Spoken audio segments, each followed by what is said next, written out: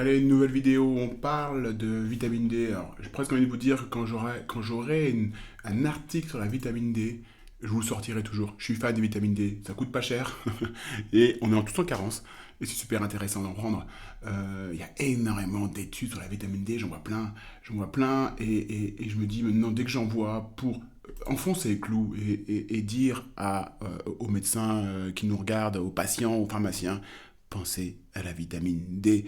Voilà, on parle de perte de poids, c'est autre chose, mais quand même, on parle de vitamine D, et c'est ça le sujet d'aujourd'hui. Est-ce que la supplémentation, oups, pardon, petite erreur, est-ce que la supplémentation en vitamine D peut améliorer la perte du poids euh, lorsque le patient fait l'exercice? Ok, il y a une obésité, il y a un surpoids, je fais du sport.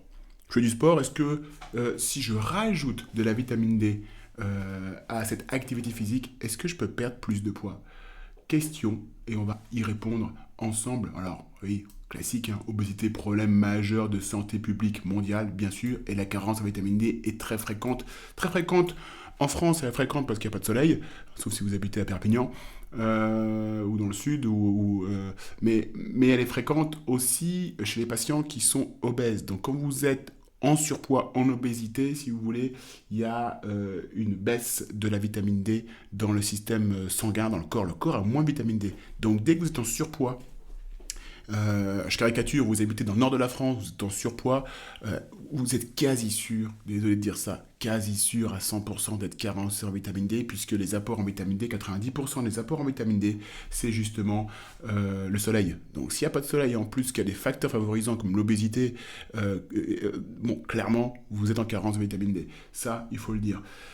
Donc, on parle de ce petit travail-là, sorti récemment, oui, septembre. Donc, qu'est-ce qui a été fait? On a pris, il y avait 8 études en tout. Donc, 8 études. Désolé, j'écris toujours pas mieux, mais ça, c'est pas moi, c'est le stylet. 481 patients. Et ces patients, si vous voulez, ont fait plusieurs groupes. Ils vont faire du sport 3 fois par semaine. Et à certains, on va mettre de la vitamine D. Donc là, je vais mettre sport. Et à certains, ils vont donner de la vitamine D. Et à d'autres, ils vont pas en donner. Dose de vitamine D, on est sur des doses assez variées. C'était 1000 unités. Si vous connaissez un petit peu la vitamine D, souvent on parle d'unités. Jusqu'à 50 000 unités. Et ça, c'est par semaine. Et le tout, on les a suivis, ces patients, environ 2-3 mois. Donc, ils font de l'exercice physique, et à un groupe, on donne de la vitamine D, à l'autre groupe, on ne donne rien. En tout cas, on ne donne pas de vitamine D, ou pire, on donne un placebo. Et en fait, si vous voulez, ensuite, on a regardé l'efficacité, justement, de cette supplémentation en vitamine D. 50 000 correspond, si vous voulez, plus classique, si vous connaissez les médicaments, ça correspond aux IMAD, les IMAD, 50 000 unités. Il y a les 80 000, mais les 50 000, c'est la dose qu'on prend par semaine. L'ampoule qu'on prend normalement qui est prescrite par mois, mais là, en cette étude, ils sont allés par semaine. Autre petit point, si vous êtes intéressé par les dosages de vitamine D, la plupart du temps, on est quand même à peu près à 2000 unités par jour. 2 à 4000. C'est un petit peu ce qu'on fait dans les compléments alimentaires, ce que font les pharmaciens et les médecins lorsqu'ils vous conseillent de la vitamine D. On est à peu près là-dessus en micronutrition. 2000 unités, ça reste une bonne moyenne, 2 unités par jour. Et plutôt, voilà, chez les médecins, on est plutôt à 80 000 unités par mois. Voilà, pour vous donner un petit peu un ordre de grandeur, en tout cas dans l'étude là, on est sur 1000 jusqu'à 50 000 unités par semaine, pendant 8 à 13 semaines.